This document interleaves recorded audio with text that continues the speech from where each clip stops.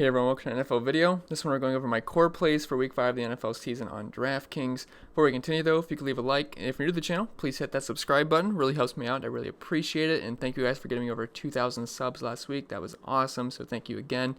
And for some reason, if you want to follow me on Twitter, I'm at ChrisPennell16.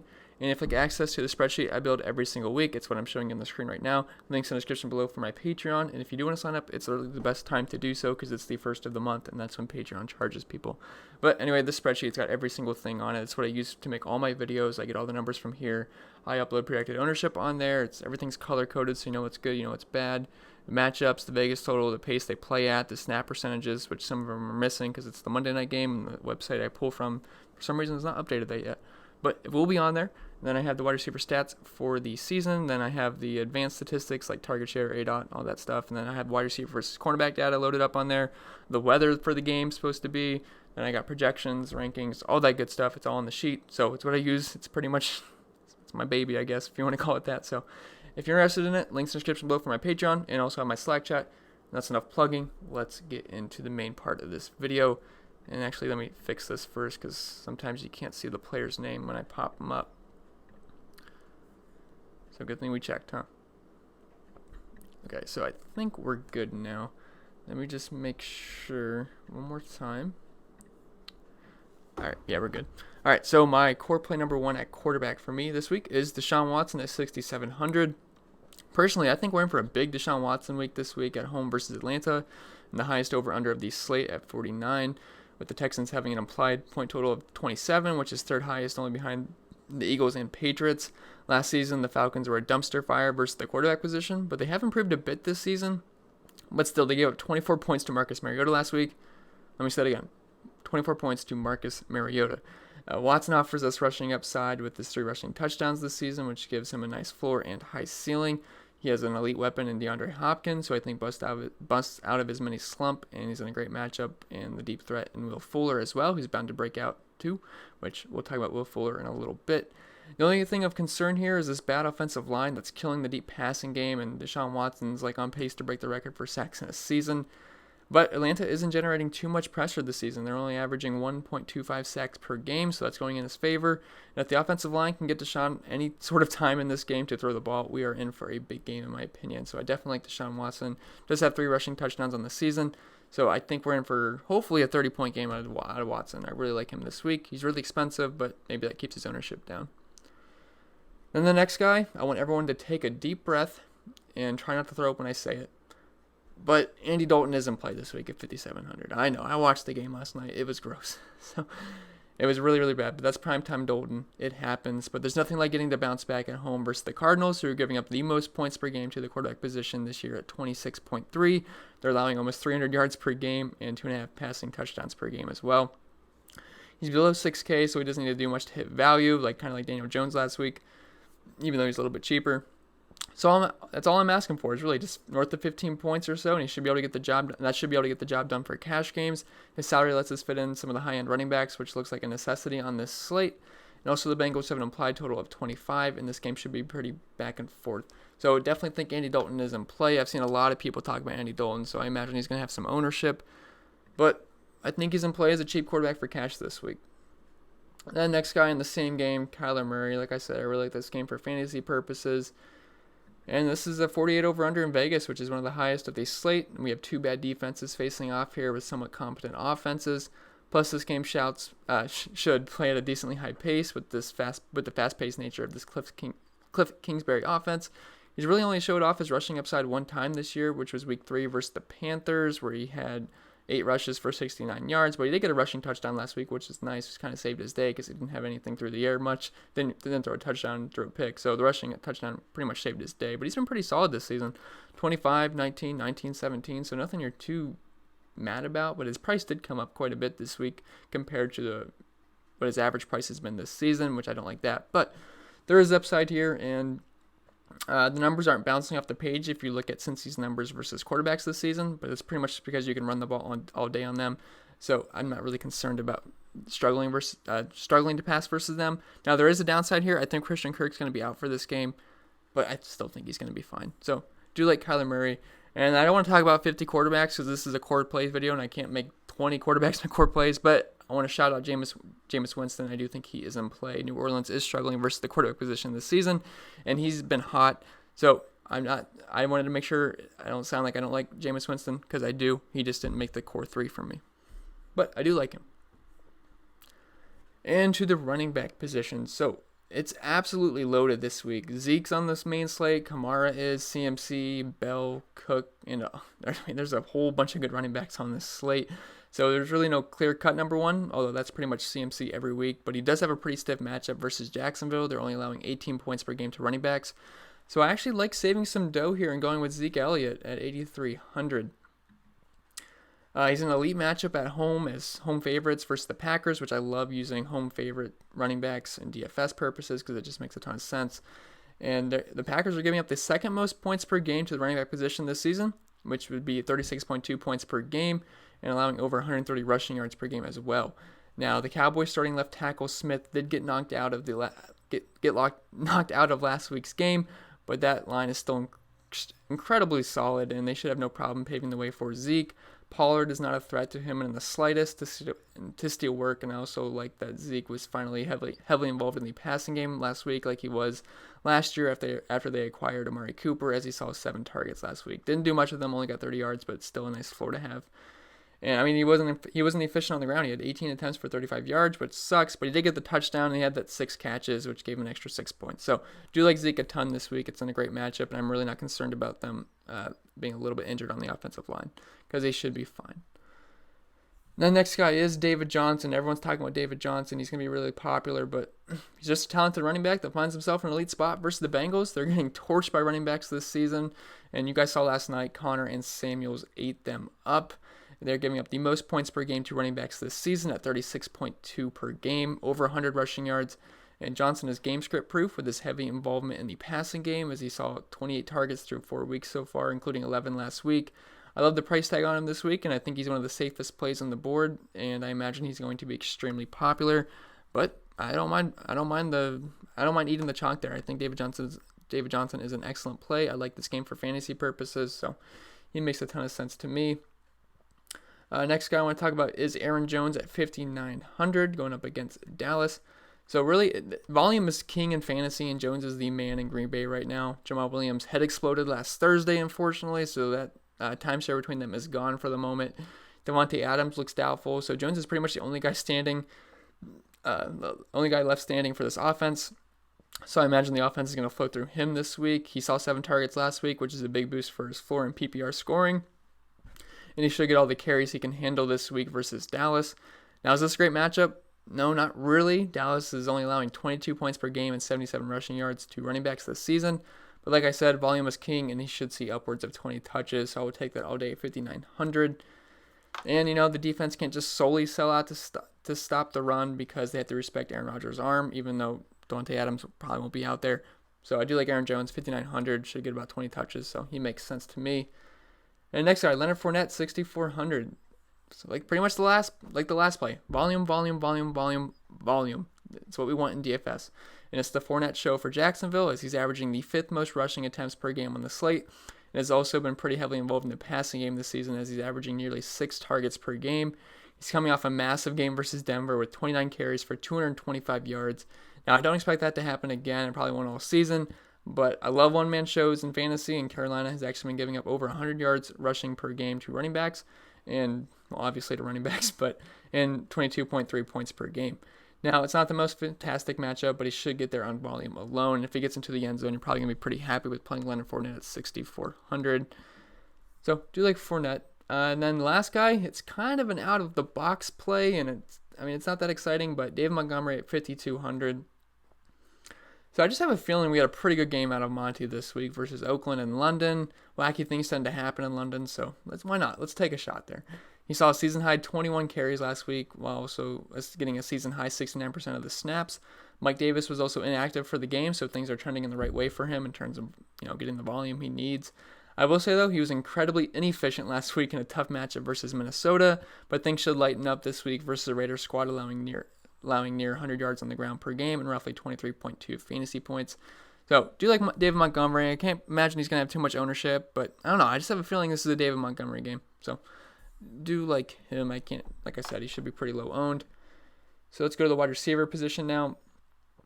So obviously I like DeAndre Hopkins. I love Julio Jones. So don't make it think that I don't like them. But my plan this week is to spend up for 2 high-end running backs. So I'm not just going to sit here and tell you I love all these high-end wide receivers because I'm not going to be able to fit them in my own lineups. I'm not going to tell you guys to do stuff I don't want to do. Now, if you're playing like, GPPs, try to get a Watson-Hopkins combo, or a Matt Ryan, Julio Jones, that's fine. But for me, I'm probably going to be sitting in the mid-range for the wide receivers and the low-end range because I'm going to be paying up for high-end running backs. So first wide receiver I want to talk about, he's not incredibly expensive, but Chris Godwin at $6,900. So he's coming off a dominant outing versus LA last week where he had 14 targets, 12 receptions for 172 yards and 2 touchdowns and 44 DraftKings points. And he wasn't even really supposed to play. He was a game-time decision, so it was really incredibly surprising.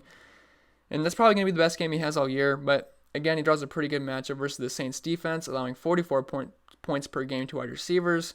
Godwin is in the Larry Fitzgerald role for this Bruce Arians offense, and Winston has really stepped his game up the past 2 weeks, actually looking like a capable quarterback, so maybe he's finally getting a hang of the new system. Evans will see a lot of Lattimore, which I will say Lattimore has not looked that good this season, but still in general, he's the best corner on the team, which leaves Godwin seeing a lot of P.J. Williams, which is definitely a beatable matchup for him in the slot. This is one of the higher totals of the slate, and Tampa will have to throw quite a bit in this game to stay afloat, especially with the Saints' run D and their lack of run game. So I do think Chris Godwin is in play. For all the game log watchers, he'll probably be decently high-owned heading into the week, but I do think he's a pretty good play. And then next guy is Michael Thomas, 6,600. I know a lot of people are talking about him, so I imagine he's going to have ownership, but I like him too. He's been great this season. Week 1 he had Drew Brees, but still, it really hasn't seemed to matter. He's actually cheaper than Chris Godwin too, which I'm sure you'd never believe at the beginning of the season. Tampa is allowing 45.7 DraftKings points per game to the position and over 210 yards to receivers. And really, what other wide receiver would you want to play on New Orleans? So I think Michael Thomas should have a pretty good game. I know there's not Drew Brees, but honestly, he's been just fine without him. So he had 25 points week 1 with Drew Brees, then 18 points week 2, 16 week 3, 18 week 4. He's still heavily involved. He still owns a massive 75% weighted opportunity share in this offense, and I love the cheap price tag. So Michael Thomas makes a lot of sense to me. He's going to be pretty chalky in my opinion, but I think it's pretty good chalk this week because it's really hard to get a guy with that kind of talent at only 6,600. So I like that. Even though Teddy Bridgewater is the quarterback, it's not like he's an awful quarterback, but he's no Drew Brees. Then right below him, we got Tyler Boyd, 6,500. So he wasn't originally on here. I did like him, but John Ross just got announced out a little bit ago for a few weeks. So this means even more usage for Tyler Boyd, who already had a 53% market share of this offense and a 23% target share. Now he gets a matchup versus Arizona, who has no one respectable on defense. And if I have interest in Dalton, I have to think his pass catchers have a good game as well. He disappointed in a great spot last week versus Pittsburgh, yesterday actually, but I think a bounce back week is in order versus Arizona because there's going to be plenty more targets to go around with no John Ross. And then next guy is going to be Larry Fitzgerald at 6K. So kind of another guy that gets a boost with potential injury here. So I'm going to go with the assumption that Christian Kirk will be out for this week with an ankle injury, which if you guys saw that video on Twitter, it looked pretty nasty for his ankle. So it's going to leave ankle. So that leaves Fitz as the lone receiver on this offense. That is throwing the ball over 42 times per game. So like I said, the numbers won't say this is an incredible matchup, but that's just because the run D is so bad. So teams tend to run on them, which if you have to pick between David Johnson and Larry Fitzgerald, definitely go with David Johnson, but I think both are going to be fine. And he should eat as the number 1 in a hopefully high-scoring game with 2 bad defenses. And they play at a high pace. So, do like Larry Fitzgerald. And then after that, I don't love a lot of guys in this mid-K range. I don't really love Sterling Shepard, even though Minnesota's pass D has not been that great this season. Hollywood Brown, he's capable of a big game. MVS, no Devontae Adams, he's going to be thrust into the wide receiver 1 role, so he is in play. He was in that first look lineup I made yesterday. I'm not in love with them. It's a tough matchup, but he's in play, and there's a couple other guys that are they're fine. There's just nothing I love here. Emmanuel Sanders is pretty cheap, 5,100. Of course, the week I played him, he got 3 points. Yeah, Geronimo Allison's going to see some increased work this week with no Devontae Adams. So I really don't love these guys. So I'm kind of just scrolling all the way down here, and I want some value. So that's going to leave us with Will Fuller at 4,500. Like I said, I really don't love that mid like 5K range, except for a few guys. So let's just talk about Will Fuller. I love this Texans-Falcons game, and I love Watson, and it's going to be hard to afford Julio and Hopkins in our lineups because we're spending up for running backs. So let's take a shot with the talented Will Fuller at only 4,500. I don't know why. I don't know why. He's just really standing out to me this week versus Atlanta's secondary. I mean, I know why, but I mean, like, just when I first looked, my first look lineup, I was just like, Will Fuller's just standing out like a sore thumb to me at this price tag. And I think he's going to ball out this week versus the secondary. In terms of yardage and points given up to the position, they have been more middle of the road this season, the Falcons' defense versus wide receivers. But I can see that regressing as the season goes on. Watson has yet to connect with Fuller on the deep bomb for a touchdown this season, but they're going to come. I mean, regression to the mean, that's what they call it. Fuller has the highest average depth of target, or ADOT, on the entire slate at 17.3, and he's also 13th in air yards on the slate as well. So it's only a matter of time before the big game comes, and I'm willing to bet it's this week at a cheap price. So I definitely love Will Fuller. I think he's fine in cash games and excellent GPP play as well. And then that was going to be it, but then that John Ross news propelled another really cheap guy into my liking. So let's talk about Auden Tate at 3,500. So with the news of John Ross being out, this pushes Tate into the wide receiver 2 role this week versus the Cardinals. He was already involved the past 2 weeks, so only at 3,500, I think he's going to be pretty popular heading into the week, and he opens up a ton of salary. So I think it's going to be, it's going to open up a lot of stuff this week. I mean, he was fine the last 2 weeks. Week 3, he was pretty heavily involved. 10 targets, 6 catches. Got you 13 fantasy points, and this is with John Ross playing. And John Ross played most of the game versus Pittsburgh, and he still had 6 targets, 4 receptions, 50 yards. Nothing too bad. And he's only 3,500 this week, so he's going to be seeing an increased role this week versus Arizona, which has no defense whatsoever. The Bengals have a decently high implied total. I think Auden Tate makes a ton of sense this week. And so you're going to be able to afford Zeke. You might even be able to fit CMC in, depending on who else you play in your lineup. So I do think Auden Tate's an excellent salary relief guy this week, and I'm sure a lot of people would agree with that. And then at the tight end position. So pretty much we just play the game of who is playing Arizona. And this week, the lucky contestant is Tyler Eifert at 3,300. I know we talked a lot about a lot of Bengals, but they're playing Arizona. Everyone balls out versus Arizona. Now, he's not some super exciting smash the earth guy, or play this week, but there's no John Ross, and there's some extra targets to go around, and the Cardinals can't guard the tight end position to save their lives, allowing nearly 30 points per game to tight ends. Now, when I said this isn't some super smash spot, I mean, it's a smash spot, but, Tyler Eifert's not like an excellent player or anything, so that's what I kind of meant. I mean, it's a great spot, though. I mean, I think Eifert should have a fine game, hopefully get into the double digits for the first time this season. He's seen consistent targets. I mean, 5 week 1, 5 week 2, 1 week 3 versus Buffalo, but that's a really tough matchup. And then last week he had 5. If he can get his 5 targets versus Arizona at 3,300, I don't care what he does. That's a good play. So, they're allowing nearly 30 points per game to tight ends, over 100 yards, and over a touchdown and a half per game to tight ends. At this price tag, I find it hard that he won't be able to hit value here. So I definitely like Tyler Eifert this week. Big salary saver. And then after that, I really don't love any other tight end. Travis Kelce's not on the slate. Don't love the matchup for Zach Ertz or Evan Ingram. Darren Waller going against Chicago. That's kind of gross. Mark Andrews, he's fine. I actually do like Mark Andrews. But let's talk about Austin Hooper. He's 4,500. And the dude's been balling out. Love this game, and I like getting cheap pieces of it. So don't hate Hooper at the price tag. I mean, the guy has balled out the past 2 weeks and looks to be a heavy target. The Falcons' O-line sucks. So this may be like a direct correlation of Matt Ryan having to get the ball out quick, and that would be Austin Hooper as his, safety valve there. But he's been great this season. 16 points week 1, 7 points week 2, which isn't great. But last 2 weeks versus Indy, 24 points in a fantastic matchup. Then he got a matchup versus Tennessee, 25 points. And he's seeing a ton of targets too. 9 week 1, 6 week 2, 7 week 3, 11 week 4. I think Austin Hooper is a pretty safe play. Houston has been very tough versus the tight end position this season, but I think he's definitely in play. So I do like Austin Hooper, and then obviously Ertz and Ingram are gonna do what they do, but I don't like the prices there, and it's not a really good matchup. As for the defenses, there's really not that much to talk about. The Patriots are obviously gonna smash. They've been absolutely amazing. 10 points week 1, 37 week 2, 11 week 3. 25 week 4. If you can fit them in, it's fine. You're going up against Washington. They have a joke of an offense right now, especially if Terry's still out. So I do like the Patriots defense. It's just going to be really hard to afford them. Not really too interested in anybody else in the high end. But there's actually some decent cheap defenses. Now the Steelers are playing at home versus, I don't love it versus Baltimore, but Lamar Jackson looks to have regressed after playing the 2 easiest teams in the league. So maybe at 2,100 he's worth a shot.